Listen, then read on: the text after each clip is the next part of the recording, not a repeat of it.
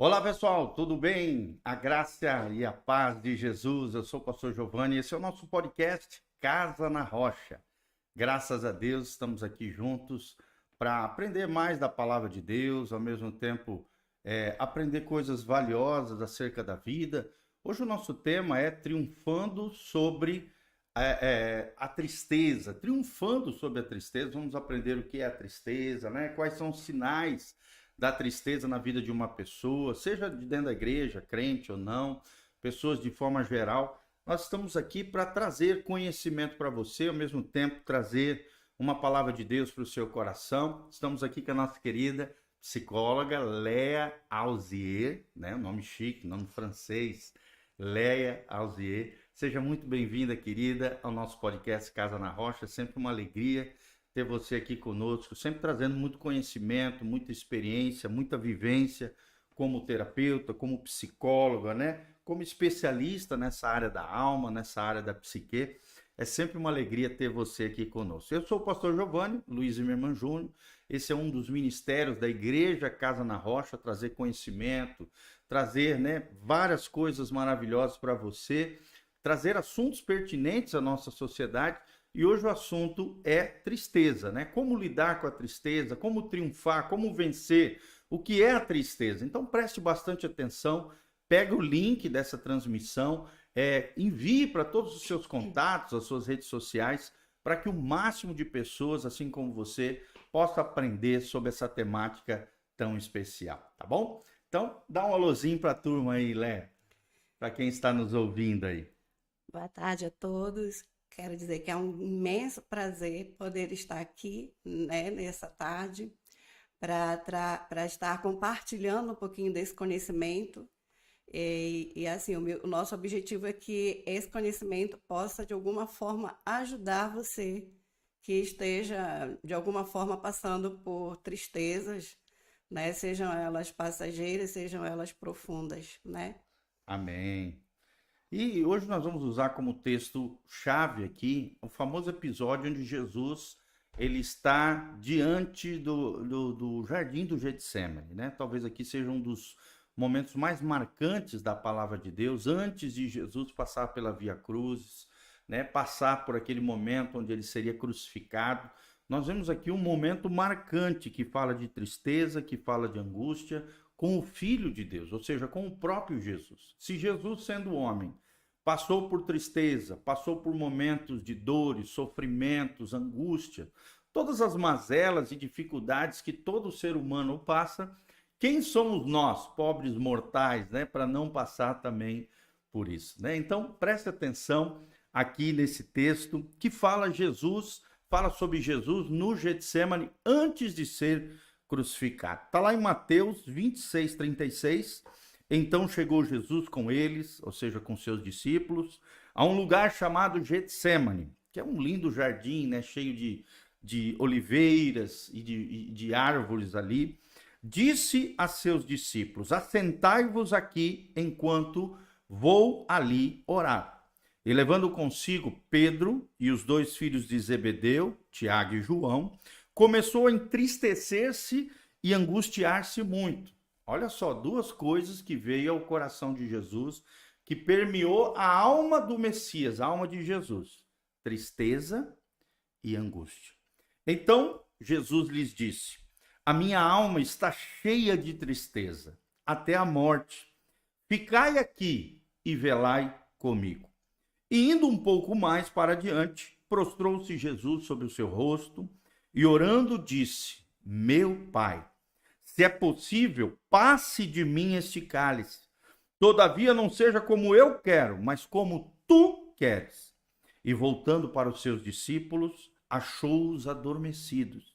E disse a Pedro: então, nem uma hora pudestes velar comigo, orar comigo, vigiar comigo? Versículo 41, nós temos uma grande lição do Messias, de Jesus aqui: vigiai e orai, para que não entreis em tentação. Na verdade, o espírito está pronto, mas a carne é fraca. E indo, segunda vez, orou, dizendo: Pai, se este cálice não pode passar de mim sem eu o beber, faça-se conforme a tua vontade. E voltando Jesus, achou-os outra vez adormecidos, porque os seus olhos estavam pesados. E deixando-os de novo, foi orar pela terceira vez, dizendo as mesmas palavras. Então chegou junto dos seus discípulos e disse-lhe: dormi agora e repousai, eis que é chegada a hora, e o Filho do Homem será entregue nas mãos dos pecadores. Levantai-vos, partamos, eis que é chegado o que me trai. E aí logo em seguida a gente sabe da história bíblica que chega Judas, juntamente com os principais da sinagoga, os soldados, para prenderem Jesus e levá-lo para ser condenado e crucificado. Ou seja, até Jesus passou por um momento de tristeza. Tem outros episódios da Bíblia onde outros homens de Deus, mulheres de Deus, também passaram por momentos de tristeza. Então a tristeza é uma experiência humana, né? Eu procurei aqui a definição do que é a tristeza.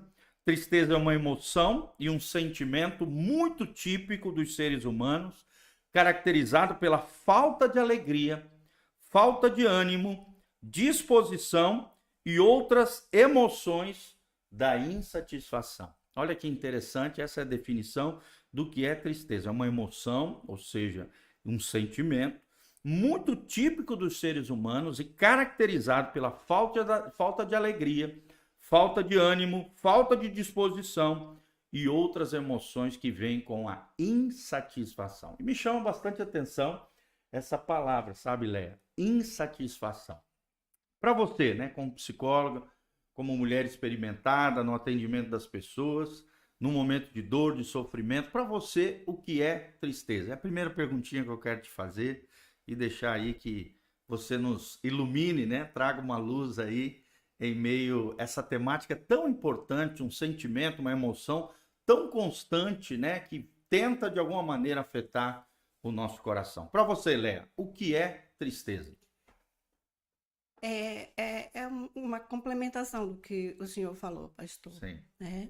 É justamente isso. Esse sentimento de desânimo e tristeza proveniente de grandes sofrimentos, de grandes perdas, de grandes desilusões, de acontecimentos, de fatos que acontecem na nossa vida, né? E que traz essa sensação, né, de impotência e de infelicidade, de falta de felicidade mesmo. Levando em consideração que eu acredito que no primeiro podcast que nós fizemos, que foi sobre inteligência emocional, eu trouxe um relato sobre as 4 principais emoções básicas, que é o medo, a alegria, a tristeza e a raiva.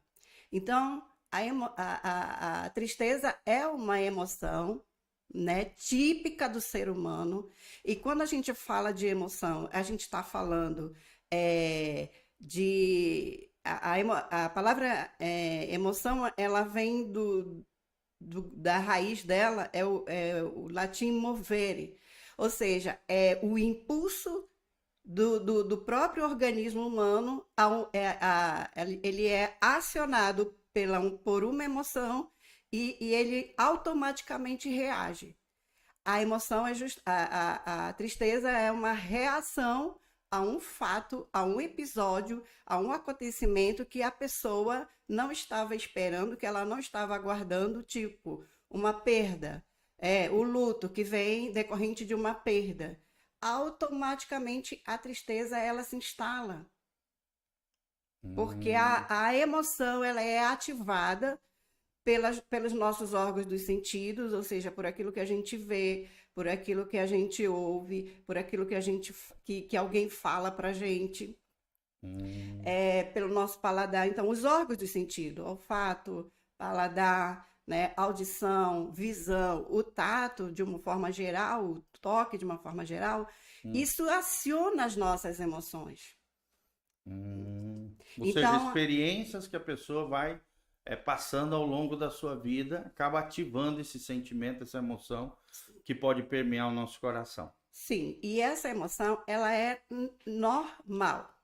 Certo. Ou seja, é humana. É humana. Faz parte da nossa natureza humana. Toda pessoa normal, ela já teve alguma experiência de dor, de sofrimento, né? E que ativa a tristeza. Quem perde um pai, quem perde uma mãe, quem perde um marido, quem perde um relacionamento, quem perde um namorado, quando o celular, que a pessoa passou um tempão ali economizando para comprar aquele celular e o dono do celular vem e leva o celular, aquela pessoa que vem e toma aquilo que é extremamente significativo, porque o que traz o sofrimento, a tristeza, é nós perdermos algo que é significativo para a gente, que tem valor de um vínculo emocional com a gente. Então, aciona a tristeza. Então, é totalmente natural, né? Ela vai de passageira, né? Ela tem essas graduações, ela vai de passageira à tristeza profunda, dependendo do tipo de perda, do tipo de situação, vai ter um grau. A grande questão não é se a gente sente tristeza, é justamente se esta tristeza permanece por muito tempo. Por exemplo, a tristeza passageira, ela dura ali tipo momentos, minutos, até horas, até um dia todo. Certo. A tristeza profunda já é mais complicado, porque a pessoa já está nesse estado há tipo semanas, Certo. meses. E aí, nesse sentido, é preciso já estar atento para esse quadro, quando essa tristeza é profunda, porque daí para desencadear um processo depressivo é um passo.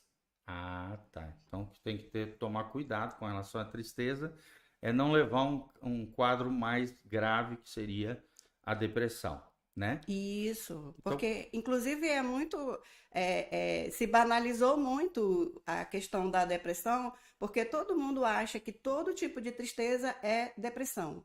E e não hoje é. estão dando o nome de depressão, às vezes situações de angústia e de tristeza que é diferente da depressão, Isso, não por é exemplo, verdade? o luto que é o luto, quando você perde uma pessoa querida. Certo, Então, o que que acontece? O luto é a dor da perda. Então, o luto ele não se dá só quando você perde uma pessoa. O luto se dá sempre que você perde algo que é significativo para você. certo. Então, quando você perde uma pessoa querida, Hum, o que que acontece ali? Por que que é difícil lidar com o luto? Porque foi feito um vínculo de muitos anos. Essa pessoa, ela tem um lugar específico na nossa vida e de repente a gente não tem mais essa pessoa que a gente precisa devolver para ela, cuidar dela, hum, né? É, continuar construindo esse vínculo lá de reciprocidade, de dar amor, de receber amor, de dar cuidado e receber cuidado. E de repente essa pessoa ela não está mais. Então isso se torna um vazio. E é isso que as pessoas não sabem lidar, com esse vazio que essa pessoa que ocupa aquele lugar na nossa vida, a pessoa não sabe lidar com esse vazio que de repente se instaura. certo. E como lidar com esse vazio que se instaura, né, após uma perda de alguém ou de algo que era importante para o nosso coração? Você como cristã, mas também como psicóloga, que dica você daria para aquele que está sofrendo, né, essa perda, ao mesmo tempo sente esse buraco no seu coração, né, está passando por esse momento de angústia?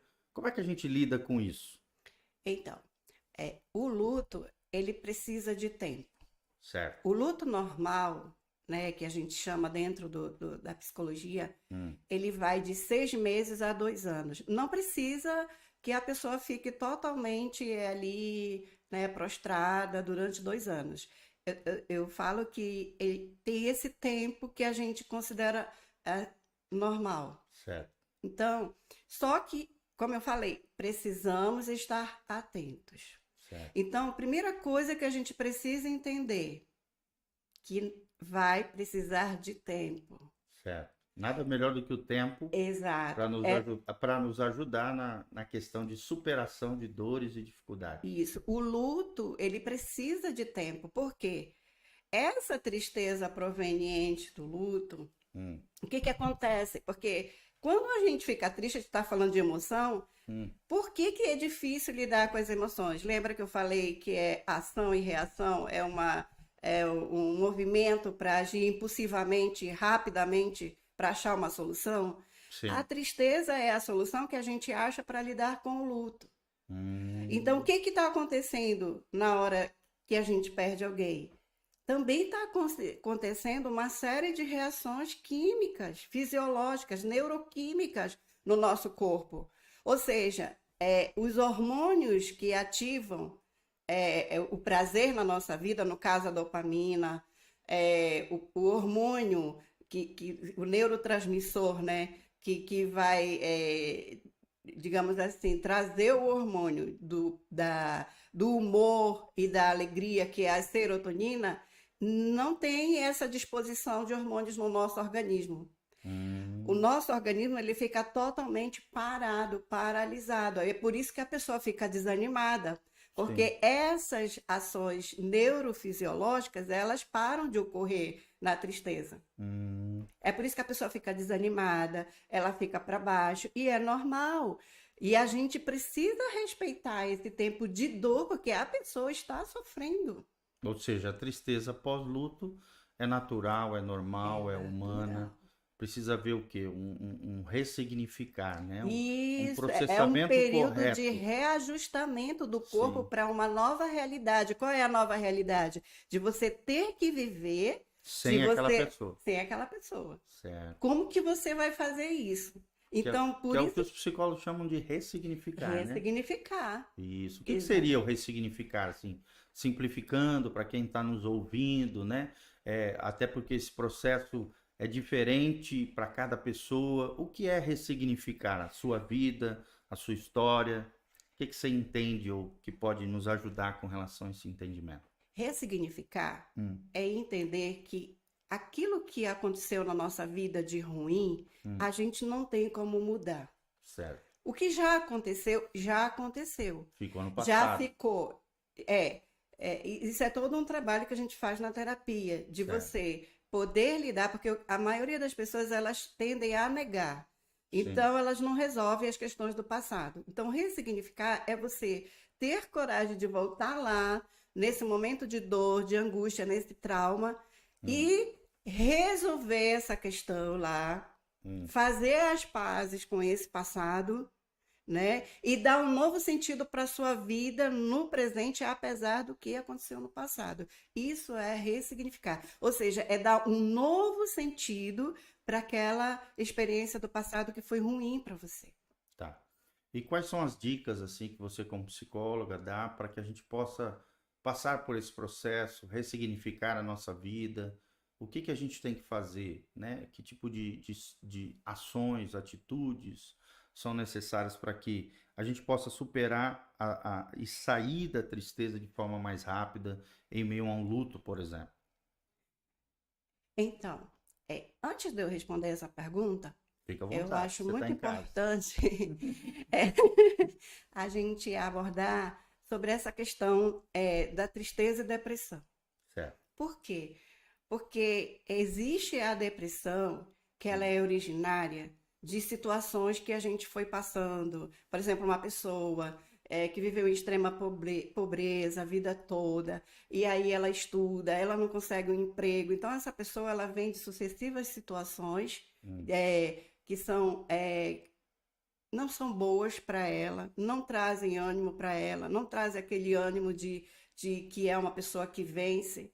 Então, muitas vezes, essas situações, elas podem desencadear depressão. hum. Ou então a pessoa nunca teve esse tipo de problema, mas de repente ela perde uma pessoa que é extremamente significativa e também entra em processo depressivo. Essa depressão decorrente dessas situações, elas são muito mais tratáveis através da psicoterapia. Certo. E o que é psicoterapia? Que é psico? É a terapia da mente, tratar Ah, as questões da mente. O que é que preenche a nossa mente? Emoções e pensamentos. isso de forma individualizada, Sim, paciente e a cada paciente tem a psicólogo. sua história. É por isso que a terapia ela é individual. Certo. não é? Porque cada pessoa tem o Tem seu uma história, histórico, uma uma trajetória. trajetória É diferente. diferente da terapia de grupo, né? Onde as Exatamente. pessoas vão contando suas experiências e a Uhum, cada vitória, né, a cada situação de superação, uma vai isso, animando a outra e as pessoas vão observando que a experiência, a dor, o sofrimento que aquela pessoa está passando, não é só ela que passa, outros também passam pelas mesmas lutas que ela passa. exatamente. E aí, essa é uma depressão que a maioria das pessoas na sociedade elas apresentam. Certo. Porém, tem um outro tipo de depressão ela é chamada de depressão endógena. O que significa isso? Endógena, ou seja, é do lado de dentro. É É biológico, biológica, ela é neurofisiológica. certo. Então precisa Ou da ajuda seja, médica, o que neurologista. acontece nessa depressão? Hum, São aquelas pessoas que desde criança, elas são desanimadas, não existe nada que você faça que elas se animem, não existe nada bom para elas. É aquela pessoa que a gente faz dizer assim, nossa, parece que está todo o tempo mal-humorada, parece que nada que a gente possa fazer de bom tá bom para essa pessoa. Essas pessoas provavelmente são pessoas que têm a depressão endógena. O que é isso?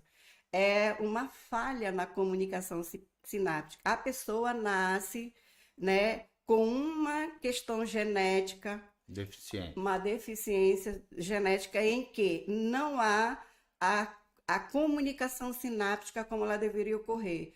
O neurônio pré-sináptico, quando ele envia o neurotransmissor, ele não chega no pós-sináptico, porque existe tipo umas caverninhas. Hum, Então, a dopamina não chega lá. certo. É por isso que nesse tipo de depressão, e é preciso a pessoa investigar se é esse tipo que ela tem, Hum. por quê? Porque nesse tipo só a medicação vai resolver.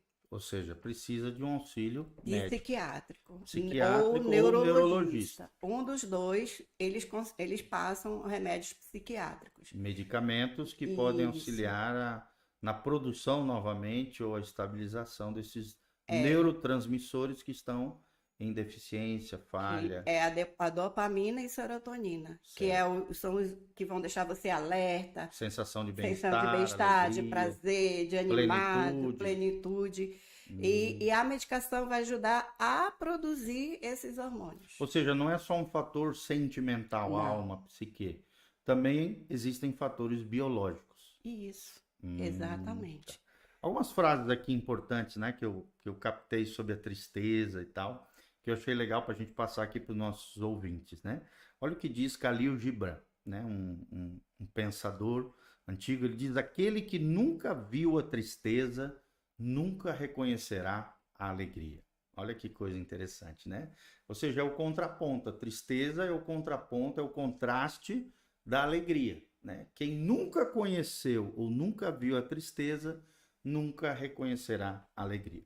Agora, outra frase bem interessante de Francis Bacon, um filósofo aqui, ele diz: a amizade duplica as alegrias e divide a tristeza. Ou seja, aqui ele está tratando da importância dos afetos, né? Dos relacionamentos, do apoio da família, né? A amizade duplica as alegrias e divide a tristeza. E por último, a vida não é triste, mas tem horas tristes. Quem disse isso foi um outro pensador, Roman Roland, né? Falou sobre isso. A vida não é triste, mas tem horas tristes. E nós vemos claramente nesse episódio do Getsemane com Jesus, né? Jesus com certeza era um homem alegre, feliz, pleno, contente, que vivia o seu chamado, a sua vocação, teve 3 anos de ministério extraordinário, é o que nós vemos nos 4 evangelhos. Foi alguém que mudou a história da humanidade, foi alguém que mudou a história dos seus 12 discípulos, dos 70 mais íntimos dele, de uma multidão que andava atrás dele. Mas mesmo sendo Jesus, o Filho de Deus, o Filho do homem, o Deus homem, né? Sendo humano, também passou por angústia, por tristeza ali no Getsemane, antes de ser crucificado. É como se o seu espírito já estava antevendo os sofrimentos da cruz, né? E ao mesmo tempo, ali no meio da sua dor, nós vemos que pelo menos 3 vezes Jesus orou, falou com o Pai, né? E aqui nós vemos a importância dos afetos, dos relacionamentos. Chamou os 3 discípulos que eram mais próximos para perto dele, para estarem ali com ele. Claro que os 3 pisaram na bola, acabaram dormindo, provavelmente estavam muito cansados da jornada e tal. Jesus ainda puxa a orelha deles ali. Nem uma hora conseguiam. Vocês conseguem vigiar, ou zelar, ou orar comigo? Porque eles apagaram ali de sono, né?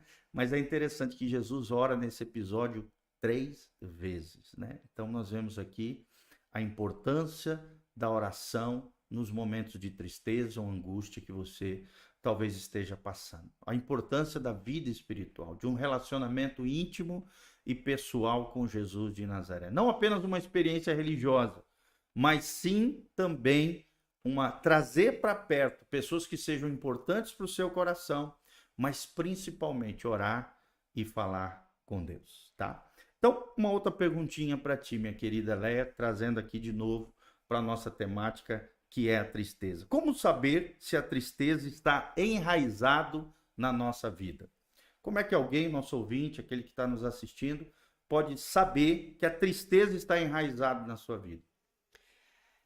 A pessoa, ela muda o comportamento dela totalmente. Certo. Então, uma das características para poder detectar a pessoa que está é o desânimo. A pessoa com a tristeza profunda, porque a tristeza passageira, ela rapidinho a pessoa ali se recompõe e tudo bem, a vida segue.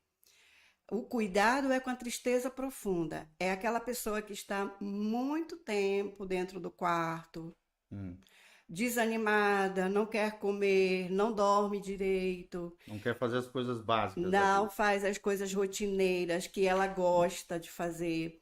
A pessoa com tristeza profunda, ela perde totalmente o interesse por questões externas, sejam elas quais forem. Fica enclausurada. Fica.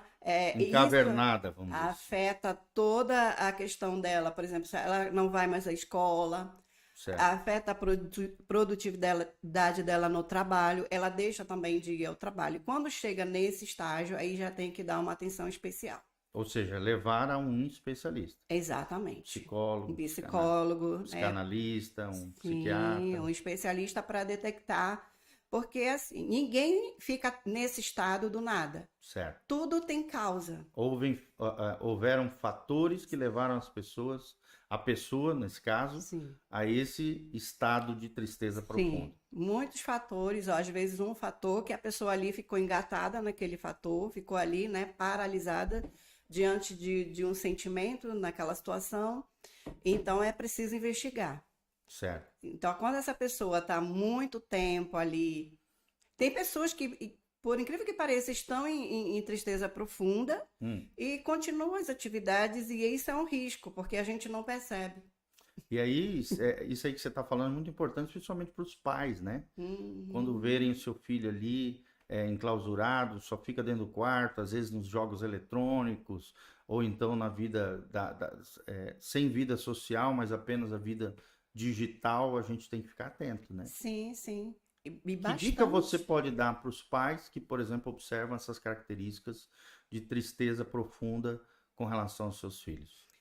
Primeira coisa é dialogar, sentar, tentar ouvir, não criticar, porque cada vez que a gente critica uma pessoa que está num estado assim, a gente piora o estado dele. Ou seja, ela murcha ainda mais. Murcha porque as pessoas elas já se sentem mal, elas já se sentem culpadas por não conseguir sair desses estados. Sim. Então, cada vez que você critica, que você não compreende, que você diz, isso é uma bobagem, se levanta daí, seu preguiçoso, isso é frescura. Essas falas, e às vezes até ofensas, né?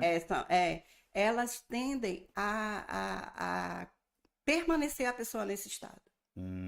Elas vão clausurar continuar, ainda mais. Vai enclausurar, eles vão se sentir, porque eles se sentem culpados por estarem, por não poderem sair desse estado, por terem entrado nesse estado. Então, existe uma série de fatores psicológicos, ou seja, tem uma série de pensamentos rondando ali a vida da pessoa, além do que ela está sentindo, além das questões emocionais, Tem os fatores, ou seja, ideias ligadas a afetos que estão ali rondando a mente da pessoa. Então, quando a gente percebe que a gente não consegue sozinho, a gente precisa conversar para levar essa criança, esse adolescente, esse filho ao atendimento de um especialista. Certo. Ou Porque seja, tem que ficar atento, tem coisas porque pode se agravar.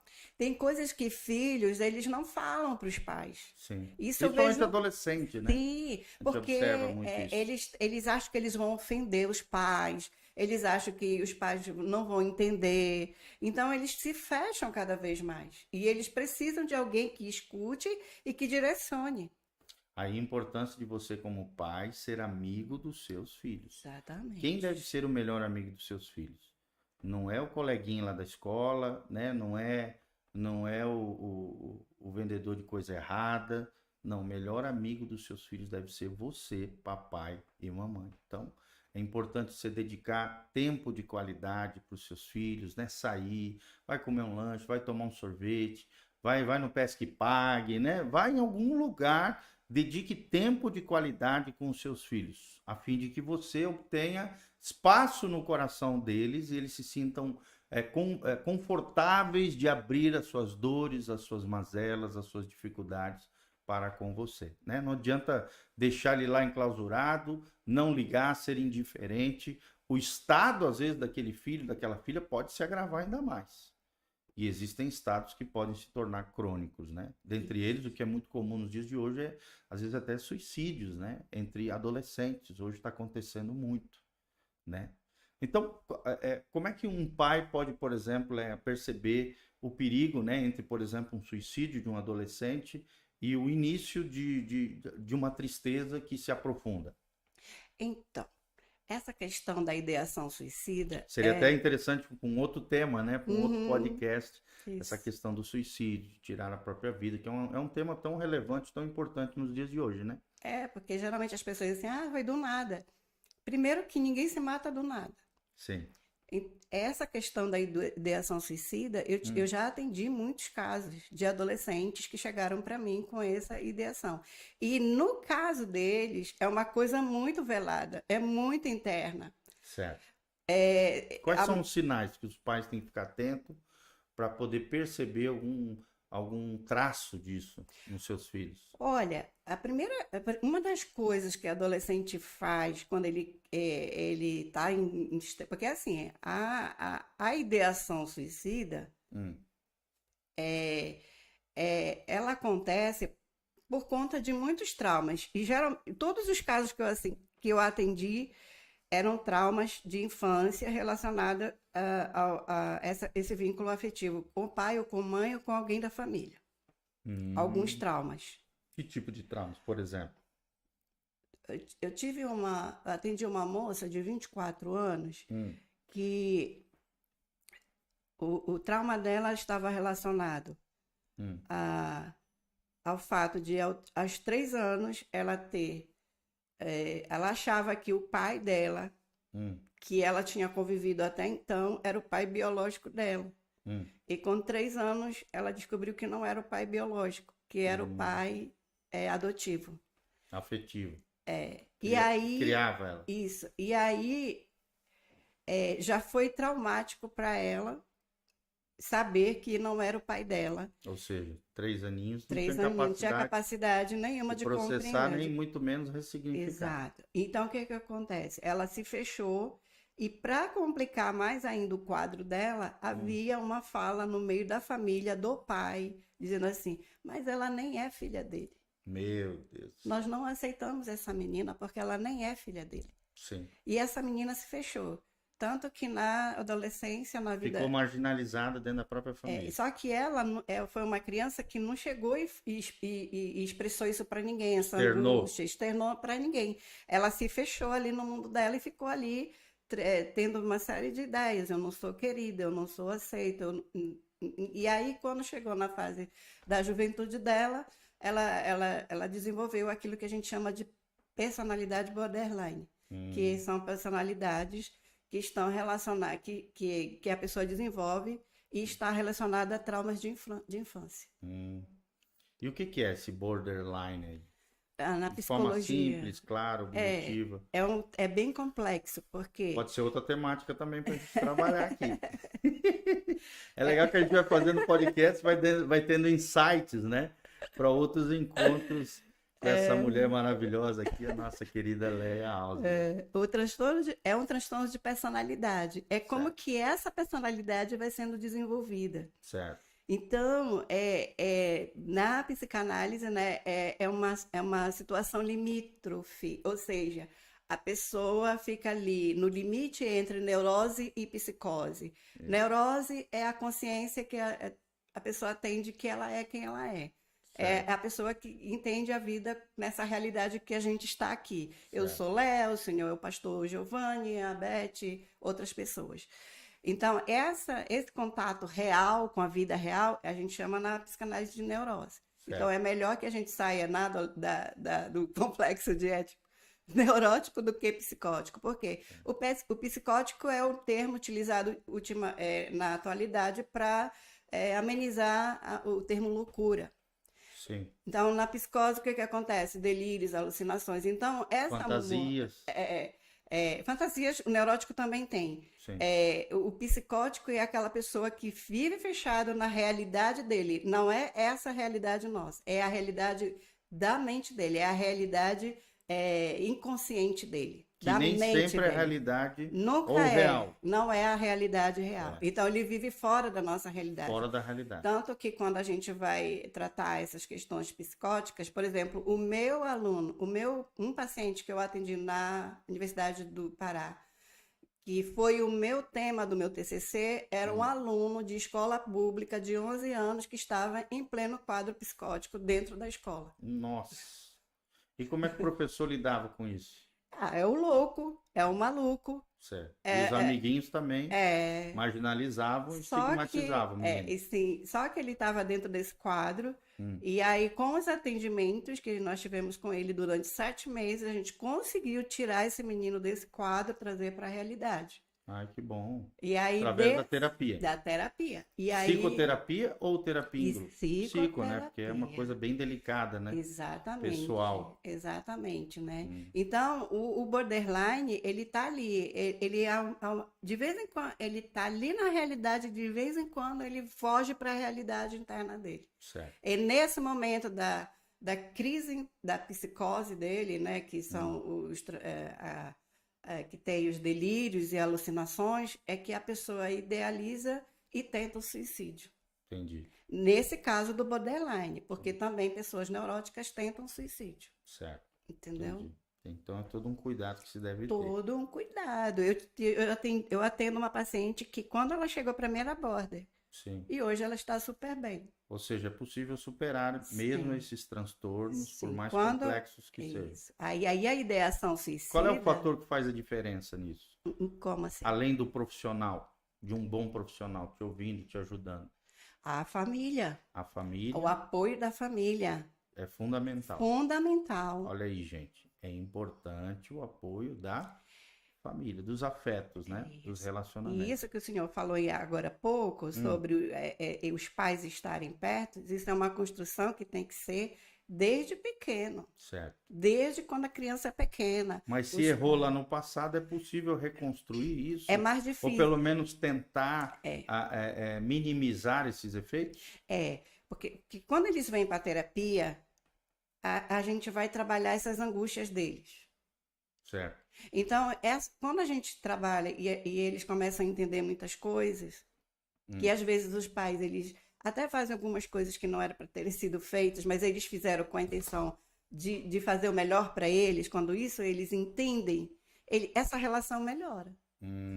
Sim. Ela tende a melhorar. Ou seja, pode ser aprimorada, pode ser reajustada. Mas os pais, muitas vezes, também têm que mudar a postura deles. Ou seja, na igreja a gente chama de famílias disfuncionais, quando pai e mãe às vezes estão exercendo funções diferentes, criando no ambiente da casa um ambiente tóxico que acaba gerando filhos com transtornos, com problemas, com dificuldades nas diversas áreas da vida. Então é possível se ajustar essas áreas, né? Transformar uma família disfuncional numa família funcional e mudar o ambiente de casa a fim de aprimorar e e melhorar esse tipo de situação que as pessoas estão vivendo.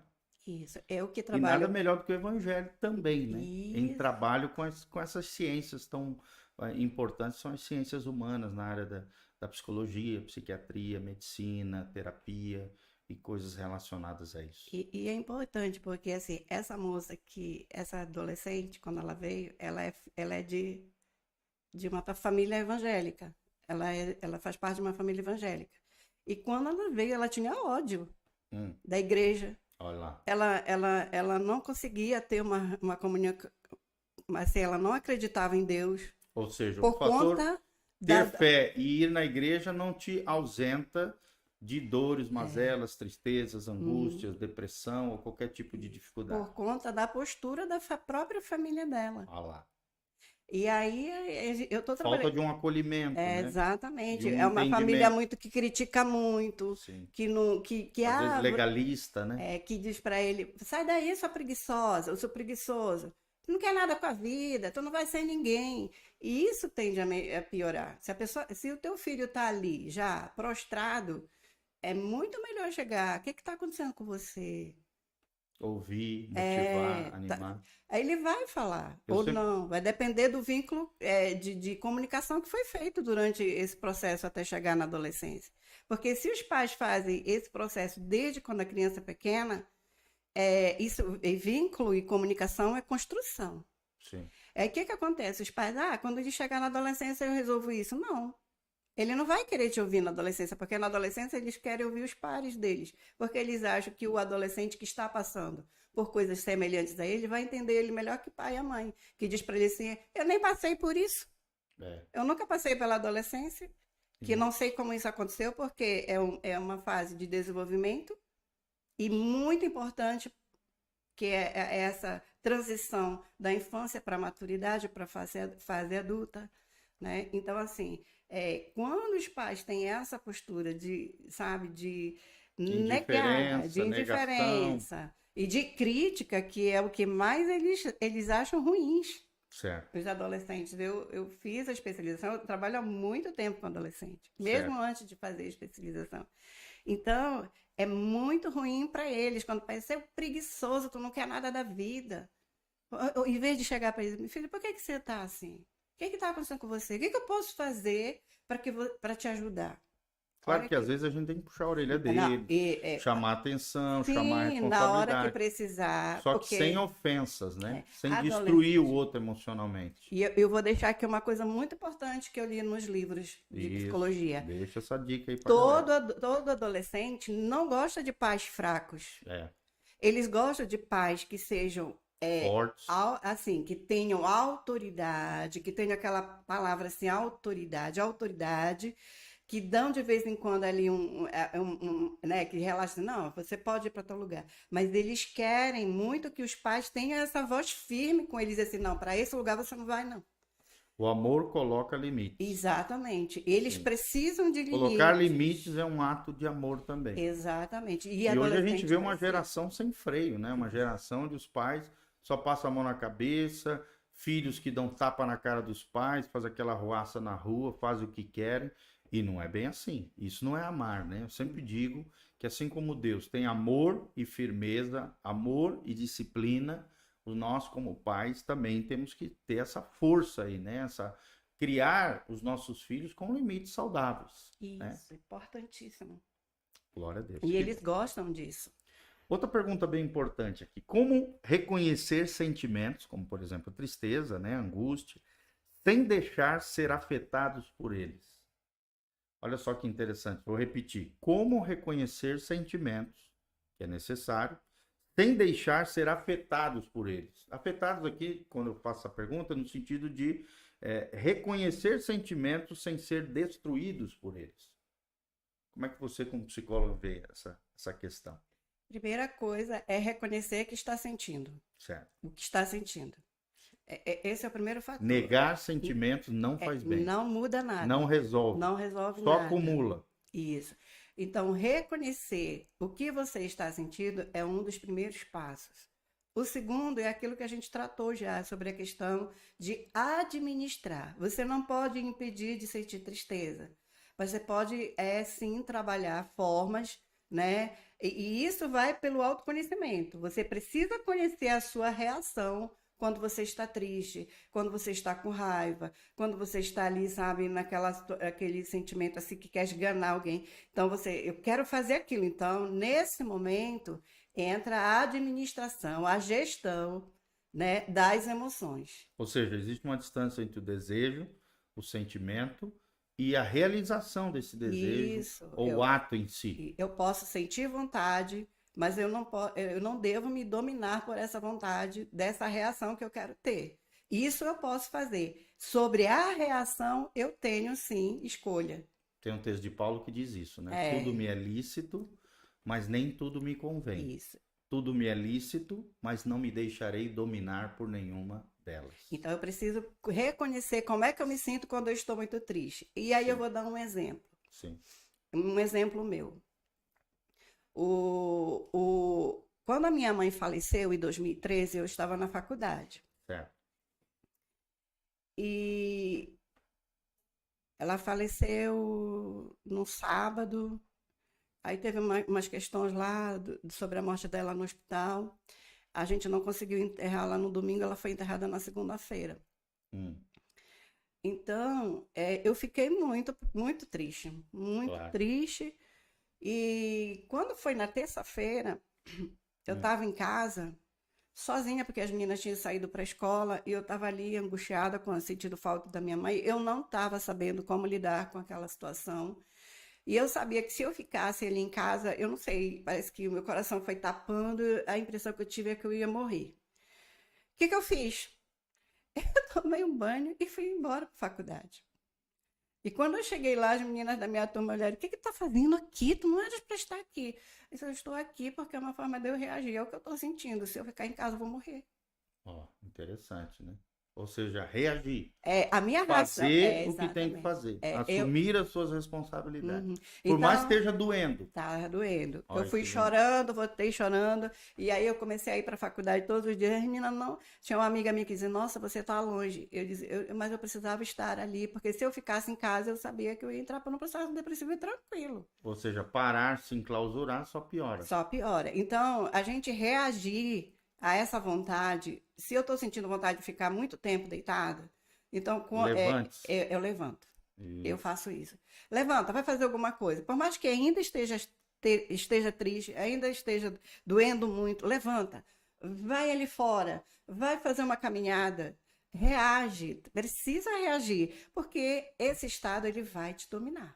Ou seja, passividade não resolve Não nada. vai resolver. Que nós temos que ter uma atitude proativa. Exatamente. Sair da passividade para proatividade. Isso. E entender como é que a gente faz funciona. toda a diferença. É entender como é que a gente tem que começar a observar as nossas reações, porque as emoções a gente não tem como impedir. É uma questão biológica, vai acionar. Agora, a reação, eu preciso entender como é que eu reajo. Por exemplo, eu quando estou muito zangada, chateada, porque eu sou humana, algumas coisas, quando me chateiam, o que eu faço? Eu fico dentro do meu quarto. Sim. Por que eu faço isso? Porque quando eu estou assim chateada, eu sou áspera com as pessoas. E ao mesmo tempo que eu sou áspera, eu me sinto mal por ter sido áspera. Sim, ser grosseira. Então, como eu não quero ter essa experiência ruim, eu fico dentro do meu quarto até passar. Certo. Passou, eu venho e tá tudo bem, tá tudo tranquilo e a vida segue. Maravilhosa. Exatamente, entendeu? Então, a primeira coisa, a gente também precisa se autoconhecer. Se conhecer, né? Se autoconhecer. É verdade. É importantíssimo em todas as nossas reações. É preciso o autoconhecimento. Entender como é que a gente funciona para a gente poder pensar possibilidades de reação. Tá. E para nós fecharmos aqui, que é nosso tema hoje, como triunfar sobre a tristeza? Tu já deu algumas dicas aqui, mas só recapitulando, assim, fechando com chave de ouro, nosso tema de hoje. Como é que eu estou passando por um momento de tristeza, seja uma tristeza pequena, né, provisória, ou uma tristeza mais profunda? Quais são as dicas que você deixa para o nosso ouvinte, para nós que estamos aqui participando desse podcast? Como é que eu posso triunfar sobre a tristeza? Além disso tudo que eu já falei, se valorizar. Se valorizar. Se valorizar. Reconhecer o seu valor. Sim. Quando a gente está triste, A nossa tendência é ter um pensamento muito negativo Sobre nós mesmos. sobre nós mesmos. Então, desenvolver pensamentos positivos, olhar para as nossas potencialidades, Sim. é muito importante nesses momentos. Desenvolver um pensamento positivo a respeito de nós mesmos. Não exagerar, que seria o orgulho, a prepotência, a arrogância, É, e muito menos um complexo de inferioridade, um espírito de coitadinho, exatamente. mas um conceito equilibrado sobre nós mesmos. Equilibrado. Outra coisa é você fazer atividades, né, físicas.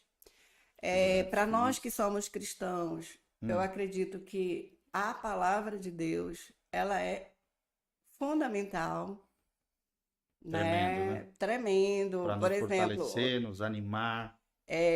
no momento mais difícil da minha vida, que foi quando nós fomos abandonadas, né? E eu entrei no processo depressivo, eu passei quase um mês sem dormir.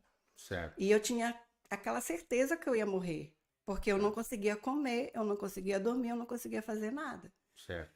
Então, um dia minha mãe levou umas irmãs para orarem por mim. Olha, a oração de novo. Exatamente, a oração. E eu estava muito ali, eu achava que eu nunca ia sair daquele estado, que eu acredito que hoje era um estado depressivo já.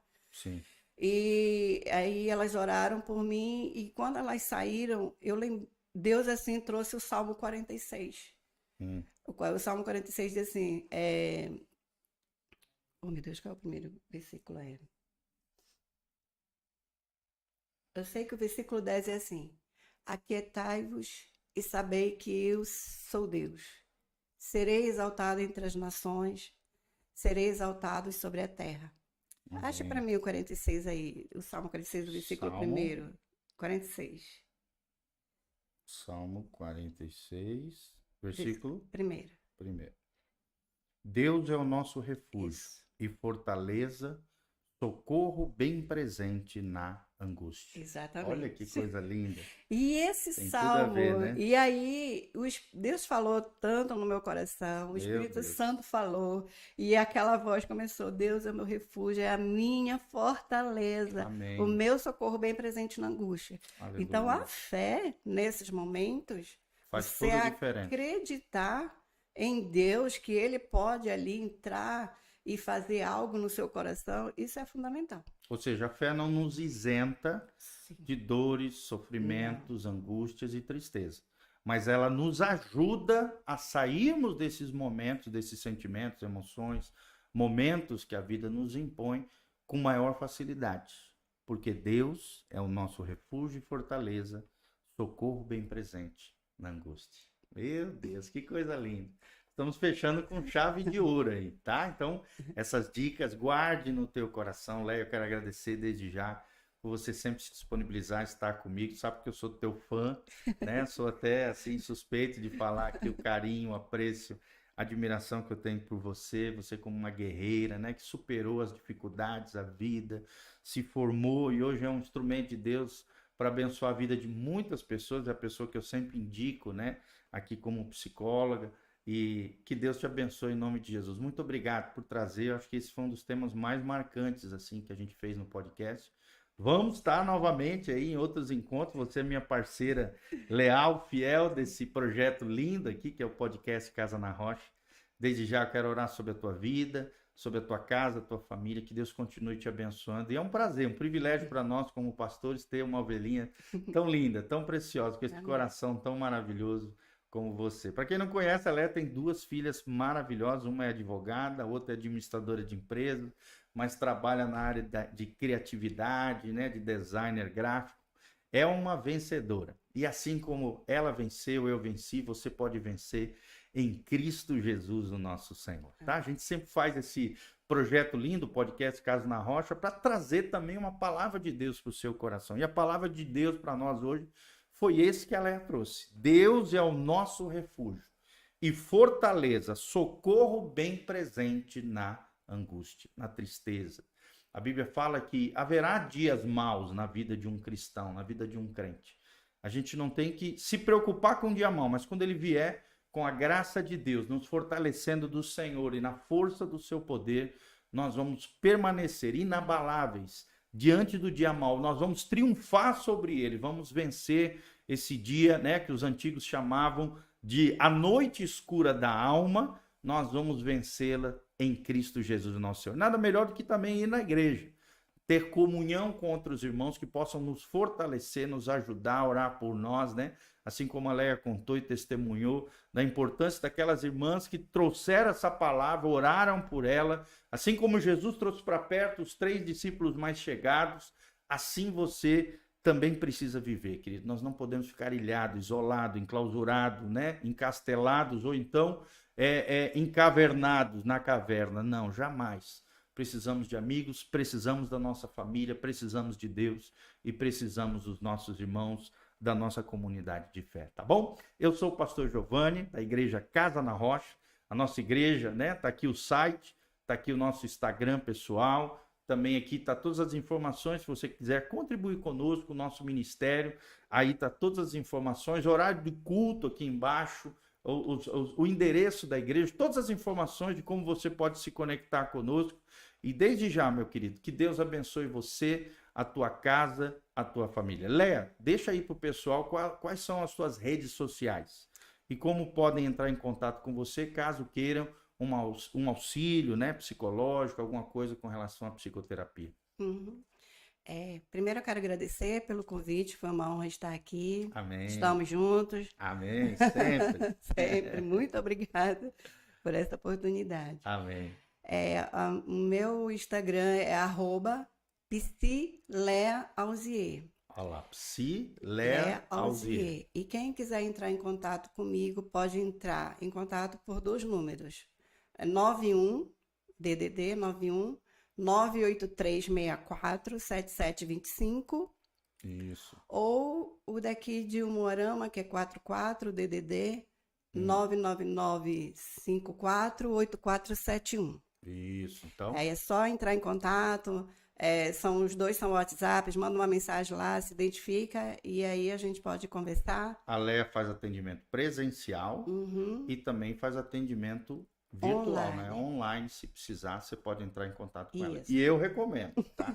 Recomendo a nossa querida irmã, preciosa psicóloga aqui, tá bom? Então, um grande abraço, quero terminar orando por você. Feche seus olhos, coloque a mão no seu coração. Pai, no nome de Jesus, queremos colocar todos aqueles que vão ouvir, ó Deus, esse podcast conosco, que a tua graça venha sobre eles. Como nós lemos na tua palavra, que o Senhor seja o refúgio deles, a fortaleza deles, o socorro bem presente em tempos de angústia. Assim como Jesus venceu e triunfou a tristeza, a angústia que ele sofreu lá no Getsemane, através da oração, através da sua relação íntima e pessoal com o Deus Todo-Poderoso, ele passou por toda aquela cruz, ele triunfou sobre a morte, ele ressuscitou e nos deu vida, e vida em abundância.